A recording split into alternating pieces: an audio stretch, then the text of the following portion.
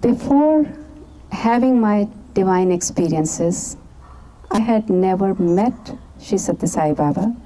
And at that time, I heard the name, it registered, but I did not know who Sathya Sai Baba was. And at that time, I could not care less. One day, I went for my hairdo. Wanted to get a perm. I wanted curly hair. And the hairdresser gave me a very tight perm. And it came out very, very tight, wrinkly. And I came home. And I liked it, actually. I thought it was cool.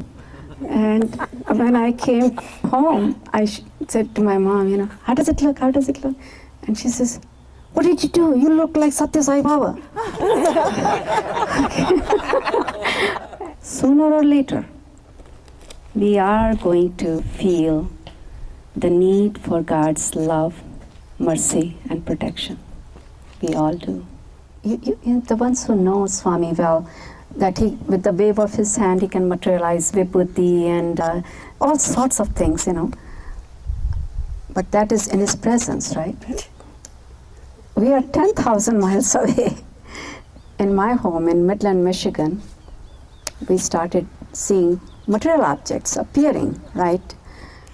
But till the silence is practiced at the mental level, that physical silence alone is not going to be sufficient.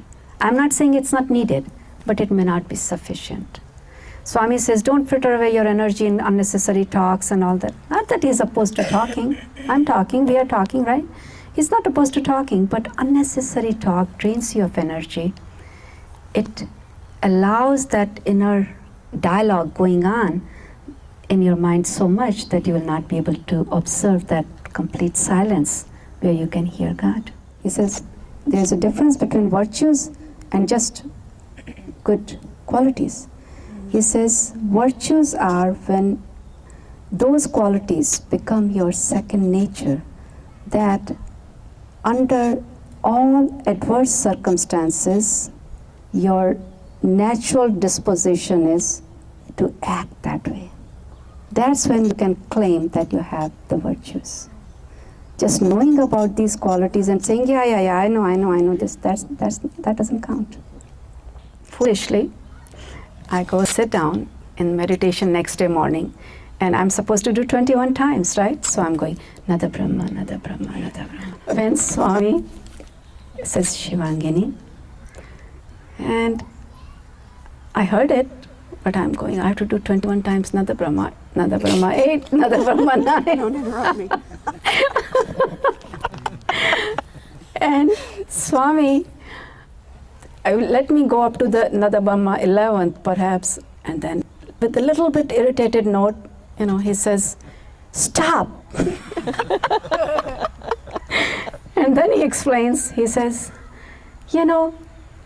people do all these practices so that they can connect to the divine. They can have communion. Here I'm talking to you and you're going, Nada Brahma, Nada Brahma. Welcome to part 2 of a special 5-part series on the making of a yogini. Before her death on September 3rd, 2005, Shivangini Bailey of Midland, Michigan had reached the level of Jivan Mukta, uninterrupted self-realization for the rest of her life. Her constant guide and advisor was holy man Sri Sathya Sai Baba of India, whom she had never met personally. In part 1, her husband Gyani Bailey began the story of Shivangini's profound, unrequested, unexpected spiritual transformation which occurred during the last 7 years of her life. In part 2, Shivangini's own words about her lessons learned recorded a year before she left her body. Welcome to Soul Journeys. This talk was recorded in Pepper Pike, Ohio on August 14, 2004.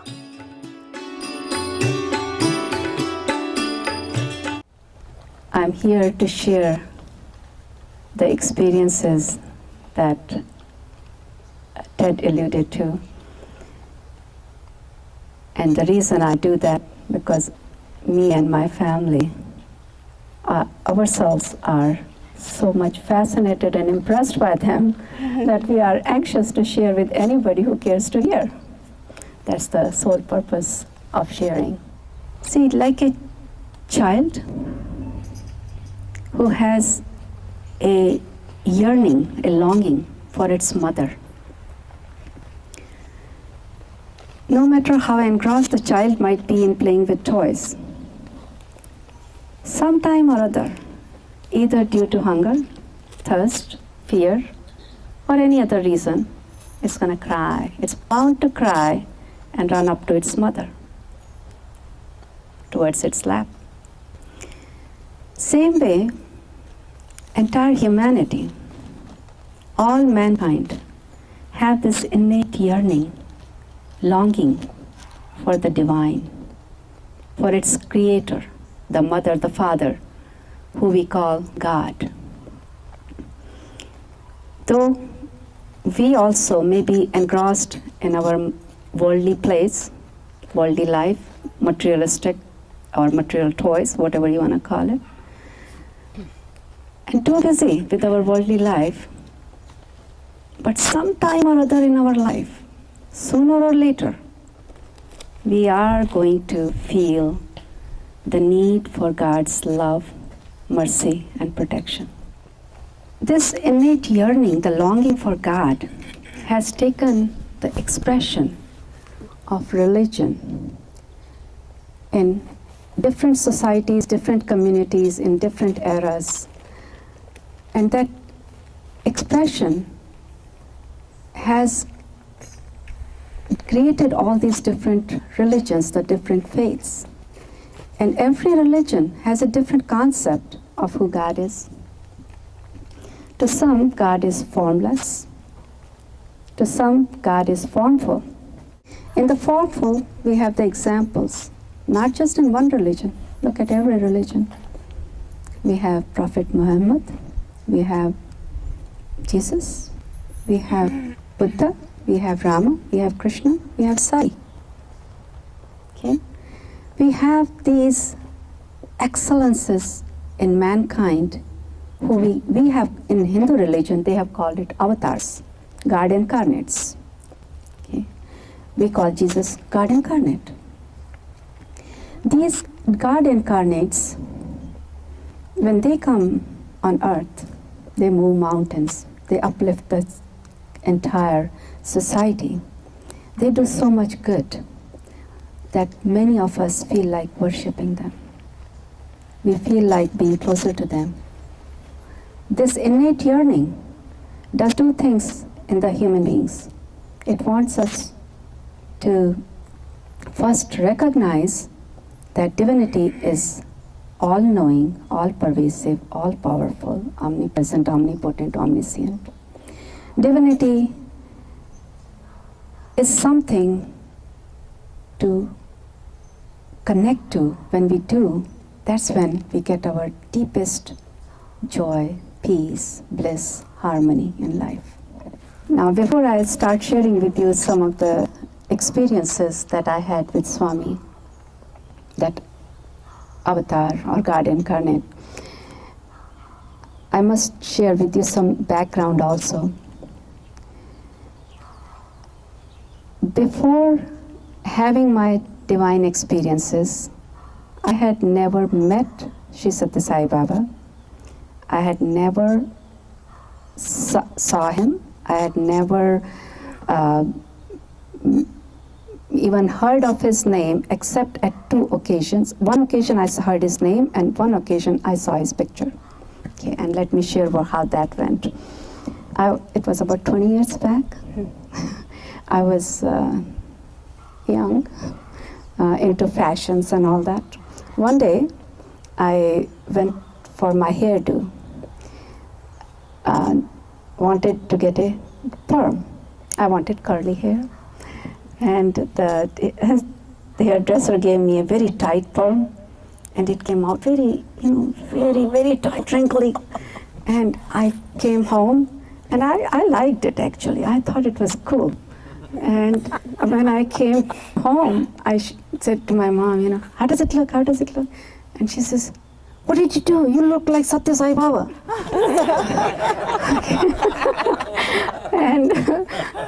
And at that time, I heard the name, it registered, but I did not know who Sathya Sai Baba was. And at that time, I could not care less.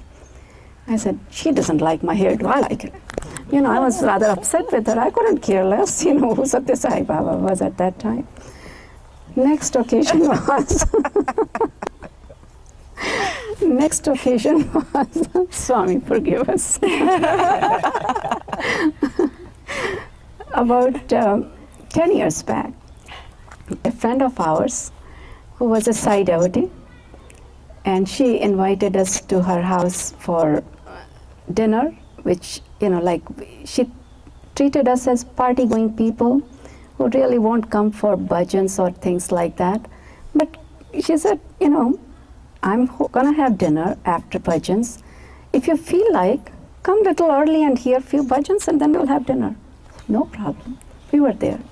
So we reached a little early while they were doing their bhajans. We heard the bhajans, saw the picture. There was a huge picture, much, I would say about 3 times the size of this picture in their, where they were holding the bhajans. I can't say I was drawn to the picture in any particular way, but anywhere I turned, I felt that the eyes in that picture was just chasing me. I mean, as if somebody is staring me constantly. Since it was a picture, I couldn't tell them, "Stop staring at me." But if it was a human, I might have said that. But just felt like just constantly staring. But I shrugged it, nothing. And that was that. Those are the 2 occasions when I got exposure to Swami. Then 7-8 years back, 1997, when suddenly I started having all sorts of, a series of divine or holy dreams, visions, miracles of the type, the ones who know Swami well, that he, with the wave of his hand, he can materialize vibhuti and all sorts of things, But that is in his presence, right? We are 10,000 miles away. In my home in Midland, Michigan, we started seeing material objects appearing, right? And initially when it happened, it was not just 1 or 2 things, a series.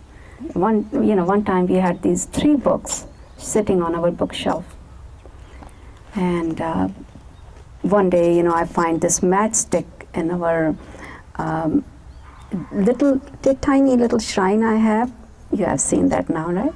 And in there I used to light incense in front of God before going to work and all that every day. That was my very simple discipline.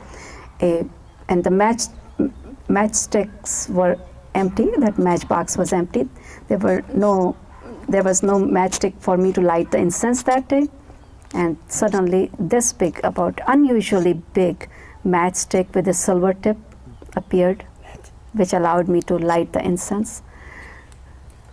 And those kind of things, one after another. Then he will sometimes give me a dream, and holy dreams were, seeing gods and goddesses.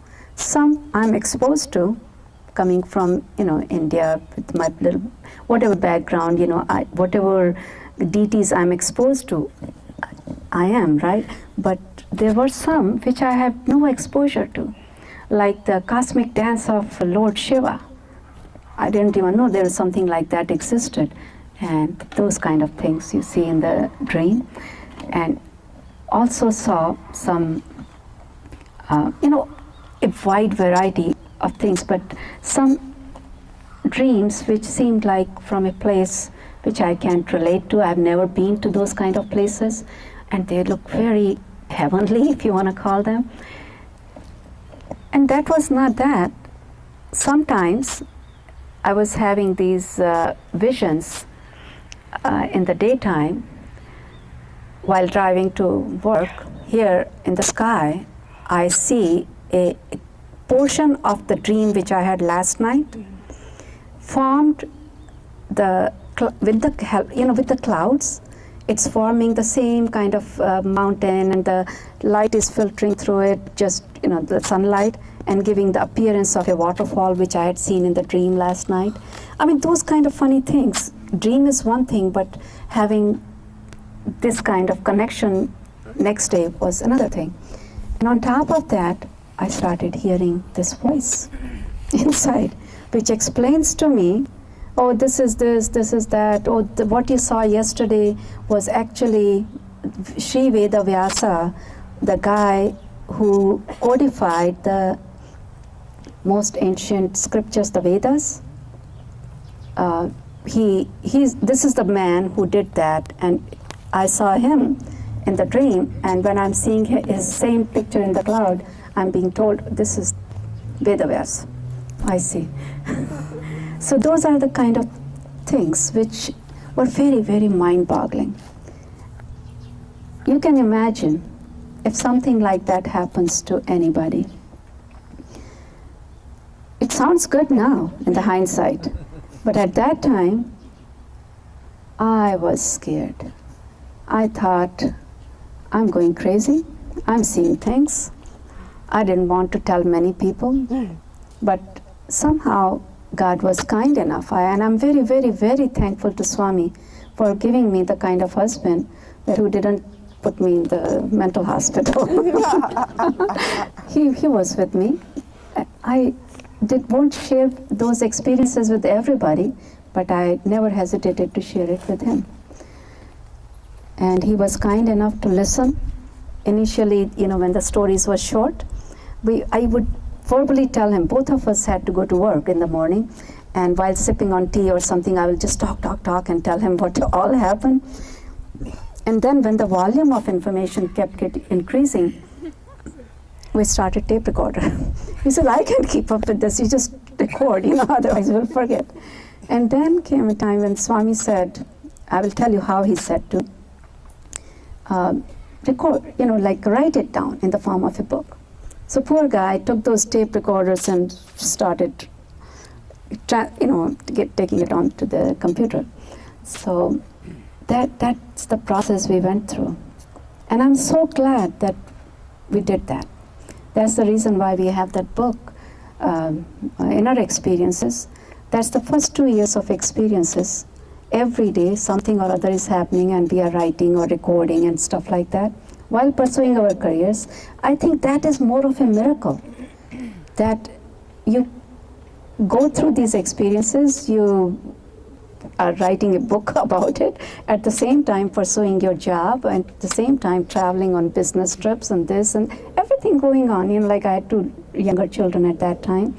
Now they are 18 and 20, but at that time they were 12 and 14, It was quite a bit of load, and yet everything kept getting done.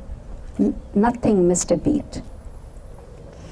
So what I was saying, that those initial visions and miracles were the mechanism he used to educate me, to transform me. The first thing he asked in a dream was, I want $17. And those $17 later turned out were 17 specific virtues he wanted me to cultivate. And I know I'm not trying to teach language here, but you know what virtues really mean? He told me that not having lower tendencies like hatred, anger, jealousy, pride, too many desires, and all these are bad on the path of spirituality. But the good qualities are love, truth, peace, non-violence, righteousness, all those. But he says those are good qualities. He says there's a difference between virtues and just good qualities. He says virtues are when those qualities become your second nature, that under all adverse circumstances, your natural disposition is to act that way. That's when you can claim that you have the virtues. Just knowing about these qualities and saying, yeah, I know, this, that doesn't count. So he wanted me to cultivate virtues. And then he, started imparting some of the, well, I won't say all, but gist of the knowledge that is in the Vedas and Upanishads. These are the most ancient scriptures around today. And through that, what he was teaching, who are you? What is your reality? You are divine. Your true nature is peace, bliss. You are not this body. You are not this mind.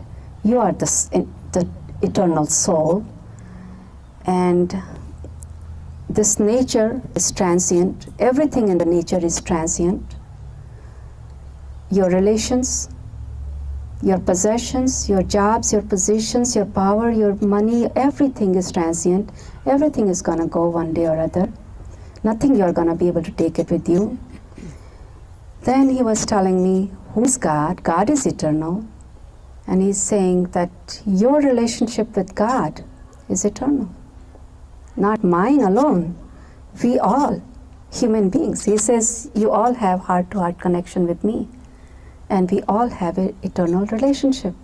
But your relationships that we cherish the most, our husbands and wives and children and parents and like all worldly relationships, he says he doesn't ask us to leave them all and just stay connected thinking of him only. He says,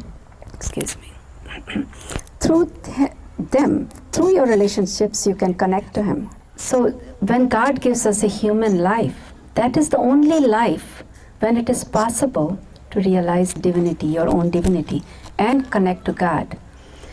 And in Vedas and Upanishads, there are methods and modes dictated which tell you how to lead a life full of peace, happiness, here and hereafter. And if you are even more ambitious and want to be with the divine eternally, then there are ways how to achieve nirvana, moksha, emancipation, salvation. There are modes and methods for that too. So, these kind of things he elaborated. And how he did it? He taught me meditation. He says, I hope I'm not, if you don't understand, please stop me, okay? Because I get carried away with, to me, I'm very close to it, so to me, he says you have physical consciousness, mental consciousness, and you have absolute consciousness. Physical consciousness, we all are very aware. Mental consciousness, he says, has 6 levels in it. And those 6 levels is what you explore when you go into meditation. And the highest, the 7th one, is the absolute consciousness. When you transcend the mental consciousness to the highest level, that is the absolute consciousness. So he taught me meditation by talking to me. Initially when he was talking, when I say talking, just imagine, a person is not there, but I'm hearing his thoughts. It's a thought-to-thought kind of conversation inside. And I will share something with you. It's embarrassing for me, but it will be funny for you. Let me share this. Initially, one day he told me in my thought, when he was teaching meditation, he says, before starting meditation, do pranava mantra 21 times.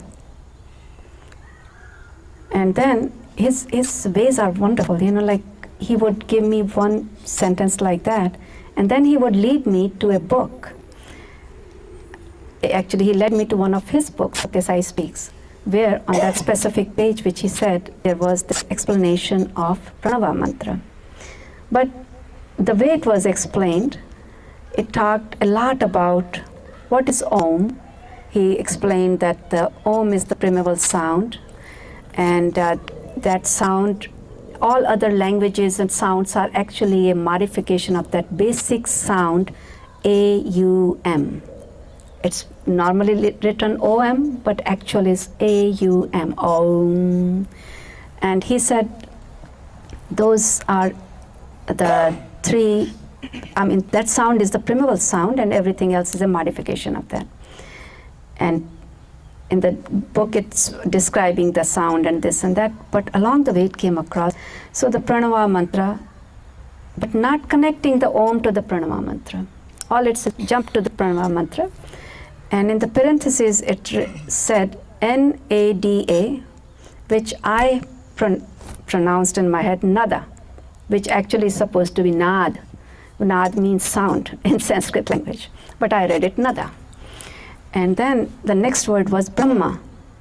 So what it meant, it's the Nad of Brahma, sound of Brahma, which means sound of God. Okay, it's a sound symbol. Om is the sound symbol of God.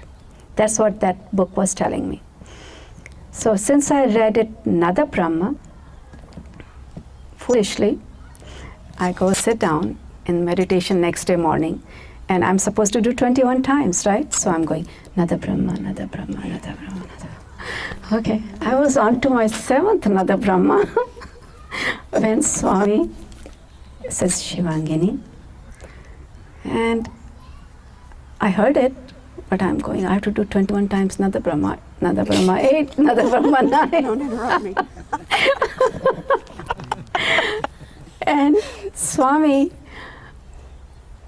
let me go up to the Nada Brahma 11th perhaps, and then with a little bit irritated note, he says, stop. And then he explains, he says, people do all these practices so that they can connect to the divine. They can have communion. Here I'm talking to you and you're going Nada Brahma, Nada Brahma. That was truly, it's very embarrassing, but I didn't know any better. And he's kind enough.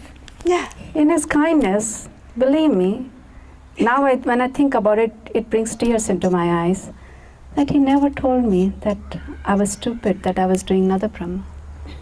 He never told me. It took me about a couple of weeks when I was sharing with this thing with a friend, that's what Baba said. She says, what is this Nada Brahma? And that's how we figured out that I'm supposed to say Om. Om.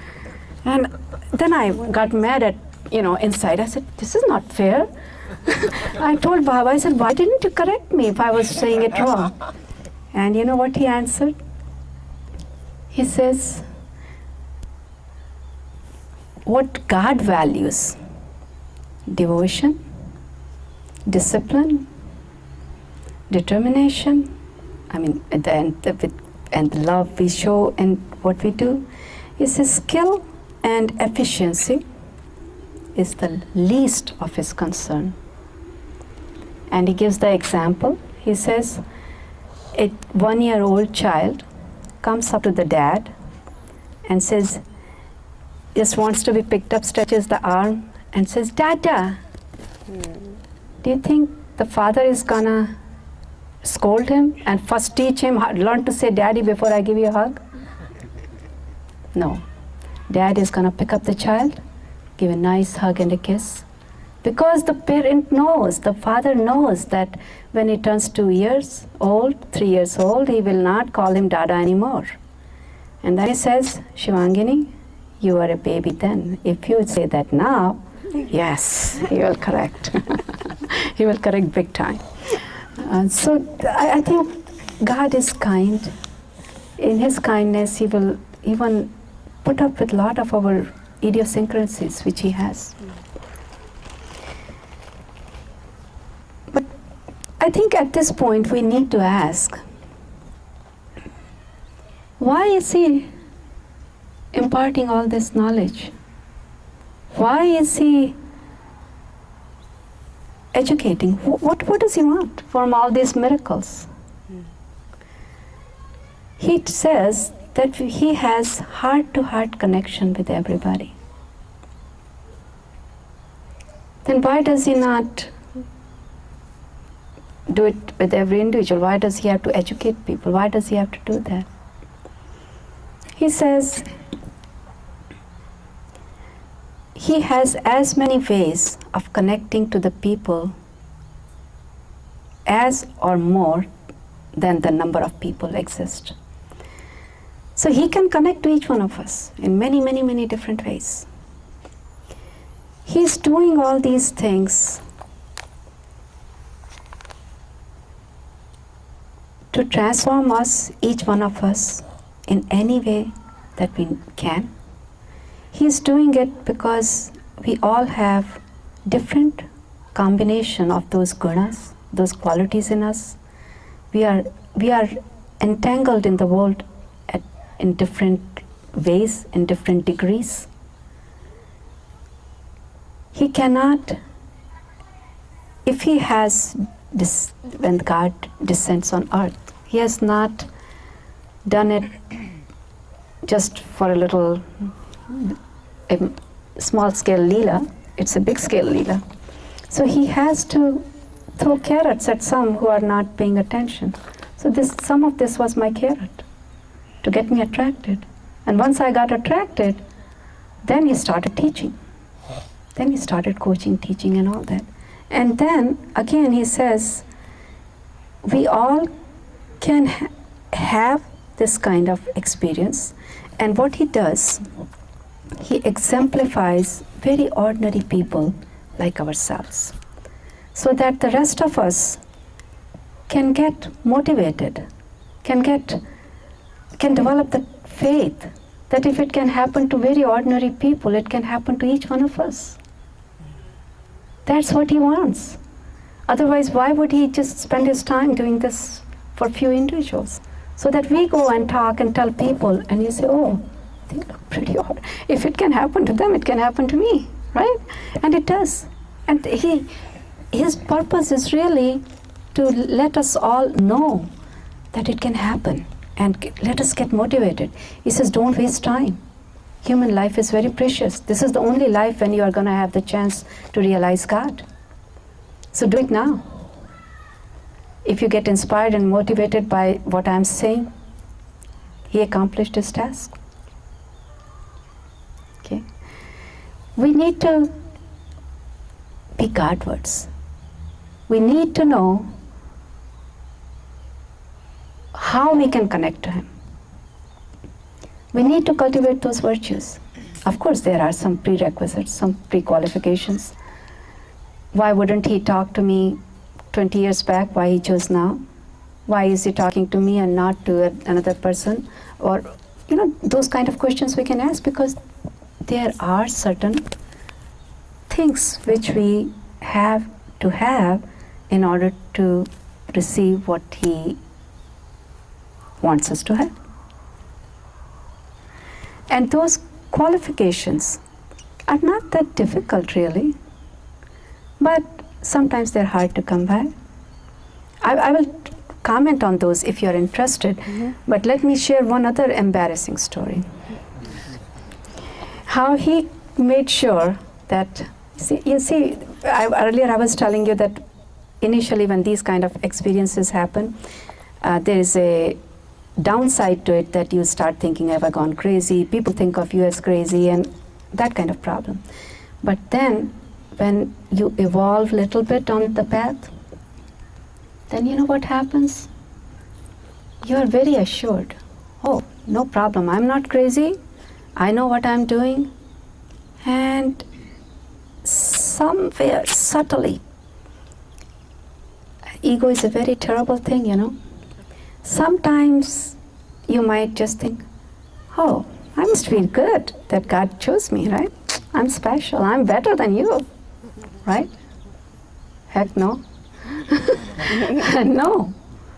Nobody is better. And this lesson, how he taught me, I will share with you. And please promise that you will not keep reminding me of this later. Jivan, I'm sorry. Are you okay? I'm sorry. Oh, there's a light fixture.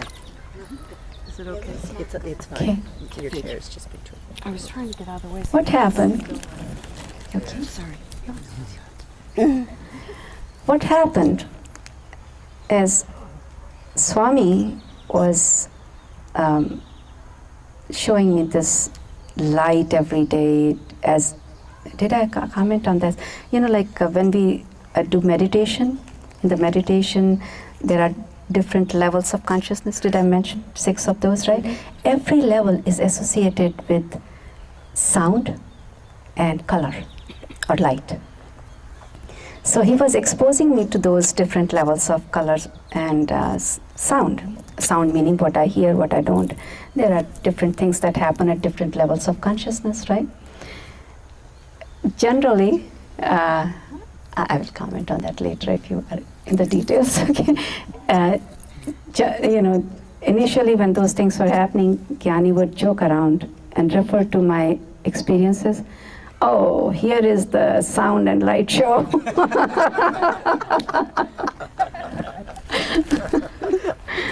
And one day, there was no sound and light show. No sound, no Swami not talking. Day passed, second day, third day, fourth day. I was getting desperate. I mean, by that time, I was so attached to this phenomena. That was my love, that was my treasure. I would not want to let go of that under any circumstances. And you know, like how we grow up thinking, oh, somebody did something, or something bad happened, some evil thing happened. Why I stopped listening to all those messages and something went wrong. And Baba just will not talk. One more week, okay, 2 weeks gone past. On the 14th day or so, you know, he leads me without even telling me, I mean, not talking and leading me, but just arbitrarily, I find myself opening a book. On that particular page, it says, you know, it was written that when a spiritual aspirant progresses fast, even the guards get jealous and throw obstacles on its path. First reaction was, guards get jealous? What kind of guards are these? They get jealous too? Yeah. Okay. But fine. Books, there are a variety of books. A lot of things are written there. And it's how we interpret is the key. Not that they're wrong or right. Our interpretation is the key, which tells whether it's right or wrong. That day, in the evening, after dinner, I was doing dishes. And while doing dishes, just that same thought was crossing my mind. I said, guards get jealous. Huh? So maybe I was progressing too fast. Maybe guards got jealous. That's exactly what must have happened. And right at that minute, Swami breaks his 2 weeks long silence. Yes, Shivangini, so far you have absolutely nothing for guards to get jealous of.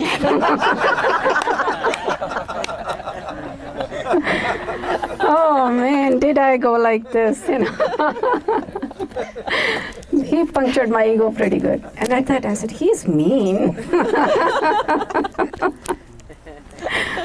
That's Swami. I mean, when I call him inner guru, I mean it. You know, like a true teacher who will not let you make too many mistakes. If it's a good teacher, he will teach you all the tactics and techniques and tricks. He will. And that's what Swami does. When he decides to teach you, he is going to teach you big time. So all these things that he teaches are for our own good. He wants us to transform, transformed to the degree that we become worthy of what He has come to offer. He says He cannot hand us a treasure which He says is ours to keep, but He cannot hand it to us till we are ready. It's like a child. You might be king, may have great inheritance to pass on to the child, but if the child is only 5-year-old, you can't hand him. Sorry. The child has to mature, is to grow up. And once the child grows up, you will gladly give his inheritance to him. You're not going to take it with you when you die, right? In God's case, that part doesn't apply. This is our eternal treasure, the divinity that we are heirs of. We should work towards it, get our share. You tell me how much more you want to hear, and I can keep. Keep going. Keep going. Maybe take a few questions. Yeah, whenever you want. Few questions now. Or 10 or 15 minutes of your stories, then we'll take some questions. Okay, sounds good. Okay. All right. So what does Swami really wants from each one of us? He wants us to be virtuous. He wants us to be good. He wants this goodness at individual level, at family level, at national level, at humanity level. He doesn't want us to just be good, like I had all the experience now, fine, why am I going to tell you? No, share. The light, the flame, you can light many more candles with one candle. It only grows, it's not going to diminish. Like that, divine glory, when shared, it only grows. It's going to light the spark in other hearts too. In that spirit, we share. He wants us to share. He wants us to have minimal desires. He says, just any desires. He says, desires are the cause for our frustrations, our unhappiness, our anger, our attachment, and everything else. Just imagine, if you have a desire to do something and anybody who comes in your way, you don't like the person. You have a desire to have something, you will go out of your way, by hook or crook, you will achieve it, right? So desires are the cause of making us non-virtuous also. He says, put a ceiling on desire. That is Swami's slogan. Put a ceiling on desires. Then he says, by eliminating desires, you will achieve a degree of peace, a calmness of mind. And that calmness of mind is going to allow you to control your mind. And when we control our mind, just imagine, even in our daily activities, if we want to do even our homework, children, where do they go? You want to do your homework or do any project, you need utmost concentration, control of mind. If your mind keeps wandering, you're not going to be able to achieve anything.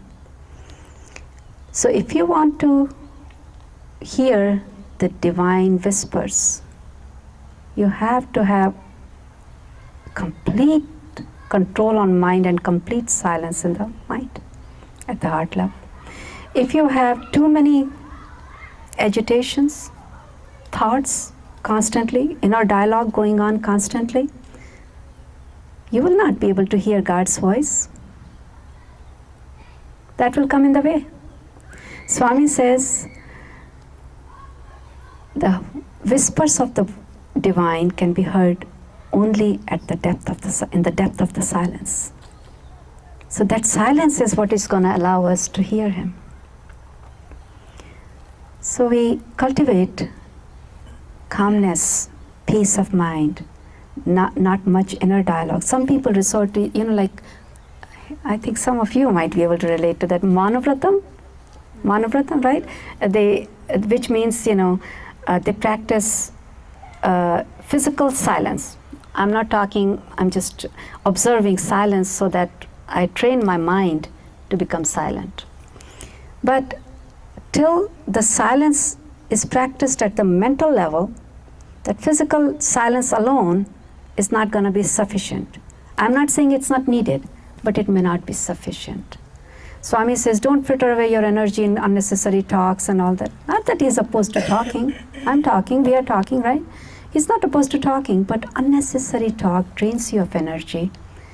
It allows that inner dialogue going on in your mind so much that you will not be able to observe that complete silence where you can hear God. Then he wants us to have the spiritual disciplines. He says based on the temperament of the people are going to resort to different modes and methods of practices. I was mentioning earlier, different religions have different names of God, different understanding of God. But within every community, society, every religion, you will find thieves and murderers all the way up to saints and mystics. People with different temperaments, right? So people of different temperaments are going to resort to different practices. They are going to interpret their own religion differently. A saint is not going to look at the religion the way a thief or murderer looks. So there are going to be different practices. But Swami says, practice. He jokingly, in a book it's written, he has not told me this, but in a book it's written that when the thief goes for his job, he prays to me just the way a police officer who is going to catch the thief, he prays to me. He says both have to, they are connected but in their own different ways. The non-virtuous person is doing non-virtuous acts and still wanting God's help, right? He wants help too. We all need divine help. So he says, you can all connect, but if you want, as we mature, as we grow, we have to be careful what we ask of God, because very likely He might give it. He will give it to you what you ask for, but you may not be knowing what is good for you. So we have to be careful in our prayers too. But by same token, you must be Godward. But even the one who is walking is going to make it. Sooner or later, it's a matter of delay, it's a matter of time. But we all will make it. Let's not just be wasting our precious human life and not make the effort outwards. That's the key. Some of the other things I told you in like how he wants us to be virtuous. Same way, he does not want us, well, that is something, virtues you cultivate, right? He says there are some inherent things in you. I have given you that. It's not that you have to get it from outside. He says you all have been endowed with a supreme, unlimited, divine energy called love. He says, I've given to you all. Even a newborn baby responds to love. That energy is there, even in a child. It's in each one of us. And if you look at what Swami does, what does he do? He's doing these miracles, bringing one dead back to life. How is he doing it? Why is he doing it? All his steps towards humanity are filled with love. His miracles are for love. He is playing all these pranks with us at home, materializing all these goodies, I showed you, right? I put them in my shop. This cups of salt. Sorry, Ted. Okay. all these things that he's materializing, all these pranks that he's playing, because he loves us. He's curing people of cancer and all those deadly diseases. It's his love. If he has opened all these hospitals where he gives free treatment to people, it's his love. If he has opened these schools and universities where free education is being imparted, it's his love. If he gives water to those drought villages, 750 of those, whatever, it's his love. All actions of God are infused with love. You sing bhajans, right? Love is my form. That's what Swami sings. That's what he says about himself. About us, he says, how should I say it? You guys know Prema Sarupalara, which means embodiments of love. He addresses us as embodiment of love, calls himself as love is my form, and all his acts are infused and suffused with love. And he wants us to cultivate that love. And he says, you don't need to cultivate. It's there. Just make it come out. And when you do not have those lower tendencies like anger, jealousy, hatred, those are the ones, or the pride, those are the ones which are going to come in your way of expressing that love. So you see the seesaw effect here, right? Or you have too many of those bad qualities, and this fight goes up, and when you cultivate this part, so you have to keep balancing till you strive what he calls equanimity. When it becomes equanimous in all areas, this equanimity is not just something that, no, I'm a dead person, no reaction to anything. That's not equanimity. Equanimity is a balance. He says balance. Balance everything. And when you have that balance, there is stillness. In that stillness, there is God's whisper. We have to express our love more and more and more. Share it more and more and more. Swami is not here wanting anybody to change their faith. All he says, that if you are a Hindu, become a better Hindu. If you are a Muslim, become a better Muslim. If you are a Christian, become a better Christian. He says there is only one religion of love. There is only one language of heart. There is only one race of humanity, and there is only one God, and he is omnipresent. We have to, if we go by his teachings, he is not asking much from us, honestly. Whatever he has given us, he's saying, just use it. I've given you enough love. What's your problem? Why don't you guys share with each other? Why do you dislike each other? Why do you hate each other? Why do you fight with each other? That's all he asking. He asks us to become a better person. And when we meet some of his qualifications as we are progressing on that path, he reveals more and more of himself to us. And he says, start your day with love, spend your day with love, fill your day with love, end your day with love. That is the way to God. Sai Ram.